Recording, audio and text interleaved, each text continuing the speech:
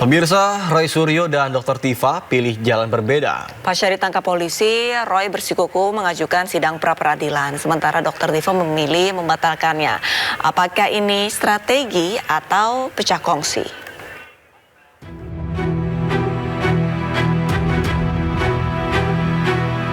Biasa berjalan beriringan, kali ini Roy Suryo dan Dr. Tifa memilih jalan yang berbeda. Roy pilih ajukan pra-peradilan menggugat Polda Metro Jaya yang menurutnya sudah seenak jidat menggeledah dan menangkap dirinya. Jalan tidak sama dipilih karibnya. Dr. Tifa justru memilih menarik permohonan pra-peradilan yang sebelumnya sudah ia ajukan ke PN Jakarta Selatan. Di mana diputuskan pada tanggal 21 Juni 2026 saya tidak ditahan ya pada saat proses persidangan, maka kami kemudian memutuskan untuk membatalkan surat permohonan pra-peradilan. Perbedaan jalan yang dipilih dua tersangka fitnah ijazah Jokowi ini memantik pertanyaan publik. Setelah hampir 2 tahun senasib sepenanggungan membongkar keaslian ijazah Jokowi, baru kali ini keduanya memilih langkah yang berbeda. Apakah ini pertanda keduanya sudah tidak kompak? Guru Besar Ilmu Hukum Hibnu Nugroho menilai sebagai tersangka, Roy dan Dr. Tifa memiliki hak hukum yang sama. Walaupun langkah hukum yang dipilih keduanya akhirnya berbeda, namun menurut Hibnu tidak akan mempengaruhi perkara yang tengah menjerat keduanya.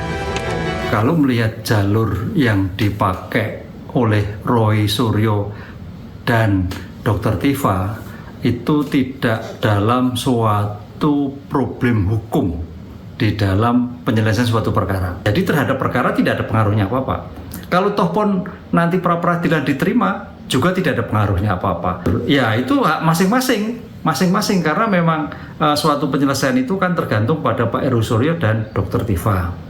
Ya, Dr. Tifa langsung pada penyelesaian pokok perkara. Roy Suryo belum, karena ingin memastikan tadi bahwa terhadap penjemputan itu tidak sah, apalagi kalau dikatakan penangkapan. Setelah kasus fitnah ijazah Jokowi dilimpahkan ke Kejaksaan, kini Dr. Tifa tengah menunggu sidang perdana yang akan digelar 2 Juli mendatang. Sementara Roy Suryo masih harus menjalani sidang pra-peradilan penangkapan yang belum dijadwalkan. Tim Liputan iNews melaporkan.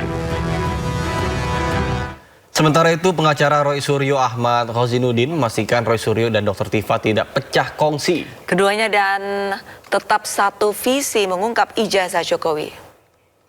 Namun saya ingin meluruskan bahwa Dr. Tifa dengan Pak Roy Suryo itu tidak pecah kongsi, tetap satu bulan tekadnya untuk melanjutkan proses ini di pembuktian persidangan, mengingat saat plea bargaining, yaitu proses prosedur di KUHP baru, yakni Undang-Undang Nomor 20/2005, yang dilakukan pada tahap 2 saat pelimpahan, itu mereka ditanya kembali oleh jaksa, apakah akan berdamai dengan Joko Widodo, apakah akan meminta maaf dengan Joko Widodo. Jawabannya seragam, kompak. Mereka tidak akan berdamai dan mereka tidak akan meminta maaf karena merasa tidak bersalah tentang penelitian yang mereka lakukan berdasarkan keilmuan dan saintifis yang mereka kuasai masing-masing. Sehingga dari sisi posisi dasarnya itu sama-sama ingin melanjutkan perjuangan, jadi tidak ada perbedaan. Adapun mengenai teknis perjuangan itu memang beda. Roy Suryo mengambil upaya pra-peradilan, sementara Dr. Tifa mencabut. Dan kalau dari sisi pokok perkara keduanya. Pemirsa, ahli hukum pidana Hibnu Nugroho menyebut Jokowi adalah pelapor tidak bertanggung jawab jika tidak juga hadir dalam persidangan kasus fitnah ijazah. Hibnu juga menyebut jika Jokowi enggan hadir, maka pengadilan bisa menghentikan proses hukum. Adalah delik aduan. Dalam delik aduan adalah korban yang mengadu. Oleh karena itu, dalam pemeriksaan suatu persidangan terhadap delik-delik aduan, yang diperiksa pertama kali adalah si korban. Oleh karena itu, sebagai bentuk peradilan yang baik, due process of law meletakkan suatu public hearing. Public hearing itu mendengar, karena prinsip peradilan yang baik adalah mendengar. Mendengar apa? Mendengar korban, kan itu. Mendengar pelapor, mendengar terdakwa, kan itu. Itu yang jadikan prinsip hukum. Oleh karena itu, kalau sampai nanti Pak Jokowi sebagai pengadu atau pelapor hadir, maka Pak Jokowi dikatakan sebagai pelapor yang tidak bertanggung jawab. Akibat hukumnya apa? Pengadilan menghentikan proses hukum yang dilakukan terhadap delik aduan Pak Jokowi.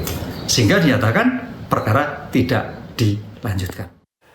Pemirsa, sementara itu Jokowi pernah berujar jika dirinya berjanji akan menunjukkan ijazahnya saat persidangan nanti. Kita ikuti proses hukum yang ada sampai nanti di sidang pengadilan. Jadi Pak Jokowi memastikan akan membawa ijazah hasilnya ya ke persidangan. Iya, sesuai yang sudah saya sampaikan. Pemirsa, safari politik Presiden ke-7 Republik Indonesia Joko Widodo di Lampung berlanjut dengan menghadiri prosesi adat di Rumah Adat Kendatun Keagungan. Jokowi menerima gelar adat Baginda Pemuka Bangsa dari 3 pemuka adat Lampung. Kunjungan Jokowi di Rumah Adat Kendatun Keagungan Lampung disambut para pemuka adat dan tokoh masyarakat. Dalam prosesi tersebut, Jokowi menerima penyematan gelar adat Baginda Pemuka Bangsa sebagai simbol penghormatan dari masyarakat adat Lampung. Penganugerahan gelar adat ini diharapkan menjadi simbol penghormatan terhadap nilai budaya Lampung, sekaligus mempererat hubungan antara tokoh nasional dan masyarakat adat.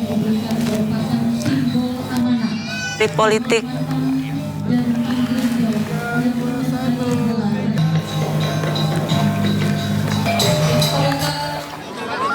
Setelah memperoleh gelar adat Baginda Pemuka Bangsa, Jokowi langsung jalan-jalan mengunjungi sentra kuliner di kawasan Malio Sewu, Kabupaten Lampung. Setibanya di lokasi, mantan wali kota Solo ini langsung menyapa warga yang sudah menunggunya sejak pagi. Bahkan tidak hanya itu, Jokowi juga meninjau berbagai kios kuliner khas Lampung yang sengaja disajikan. Rencananya setelah menyapa warga, Jokowi akan mengunjungi tempat latihan atlet angkat besi di Pringsewu, namun agenda ini dibatalkan.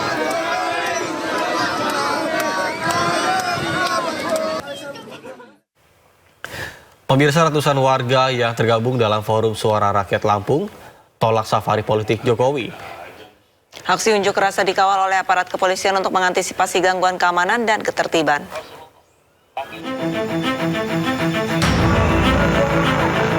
Ratusan massa menyatakan penolakan terhadap safari politik Presiden ke-7 Republik Indonesia, Joko Widodo. Mereka menilai kegiatan tersebut tidak peka terhadap situasi yang kini sedang menjadi perdebatan publik, yakni polemik dugaan ijazah palsu yang menurut mereka telah menimbulkan kegaduhan di tengah masyarakat. Massa berpandangan bahwa polemik tersebut sebaiknya mendapat penjelasan dan penyelesaian yang tuntas agar tidak terus-menerus menimbulkan perdebatan. Kami menyayangkan Pak Jokowi hari ini mau keliling seluruh Indonesia. Lampung ini adalah provinsi yang pertama. Ya. Sementara selesaikan dulu perkaranya supaya tidak ada kegaduhan. Wahai Bapak Jokowi, kami tidak tahu apakah maksud Anda berkeliling Indonesia pada hari ini. Aksi berjalan damai di bawah pengawalan ketat aparat kepolisian dengan massa secara bergantian menyampaikan aspirasi melalui orasi di lokasi aksi. Dari Bandar Lampung, Andres Afandi, iNews melaporkan.